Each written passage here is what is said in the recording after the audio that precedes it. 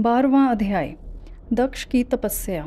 नारद जी ने पूछा, हे ब्रह्मा जी, उत्तम व्रत का पालन करने वाले प्रजापति दक्ष ने तपस्या करके देवी से कौन सा वरदान प्राप्त किया और वे किस प्रकार दक्ष की कन्या के रूप में जन्मी।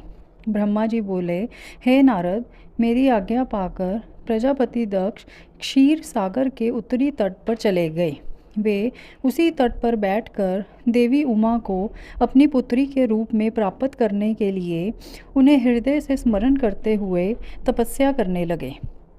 मन को एकाग्र कर प्रजापति दक्ष दृढ़ता से कठोर व्रत का पालन करने लगे। उन्होंने 3000 दिव्य वर्षों तक घोर तपस्या की। वे केवल जल और हवा ही ग्रहण करते थे। तत्पश्चात देवी जगदम्बा ने उन्हें प्रत्यक्ष दर्शन दिए। कालिका देवी अपने सिंह पर विराजमान थीं। उनकी श्यामल कांति व मुख अत्यंत मोहक था। उनकी 4 भुजाएं थीं। वे एक हाथ में वरद, दूसरे में अभय, तीसरे में नीलकमल और चौथे हाथ में खड्ग धारण किए हुए थीं। उनके दोनों नेत्र लाल थे और केश लंबे व खुले हुए थे।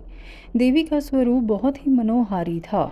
उत्तम आभा से प्रकाशित देवी को दक्ष और उनकी पत्नी ने श्रद्धापूर्वक नमस्कार किया।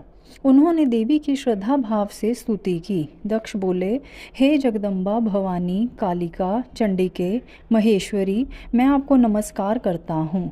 मैं आपका बहुत आभारी हूँ जो आपने मुझे दर्शन दिए हैं। हे देवी, मुझ पर प्रसन्न होइए। ब्रह्मा जी ने कहा, हे नारद, देवी जगदम्बा ने स्वयं ही दक्ष के मन की इच्छा जान ली थी। वे बोली, दक्ष, मैं तुम्हारी तपस्या से बहुत प्रसन्न हूँ। तुम अपने मन की इच्छा मुझे बताओ। मैं तुम्हारे सभी दुखों को अवश्य दूर करूँगी। तुम अपनी इच्छा अनुसार वरदान मांग सकते हो। जगदम्बा की यह बात सुनकर प्रजापति दक्ष बहुत प्रसन्न हुए और देवी को प्रणाम करने लगे। दक्ष बोले, हे देवी, आप धन्य हैं। आप ही प्रसन्न होने पर मनोवांछित फल देने वाली हैं।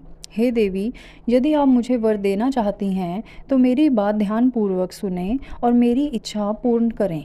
हे जगदम्बा, मेरे स्वामी शिव ने रुद्र अवतार धारण किया है, परंतु अब तक आपने कोई अवतार धारण नहीं किया है। आपके सिवा कौन उनकी पत्नी होने योग्य है। अतः हे देवी, आप मेरी पुत्री के रूप में धरती पर जन्म लें और भगवान शिव को अपने रूप लावण्य से मोहित करें। हे जगदम्बा, आपके अलावा कोई भी शिवजी को कभी मोहित नहीं कर सकता।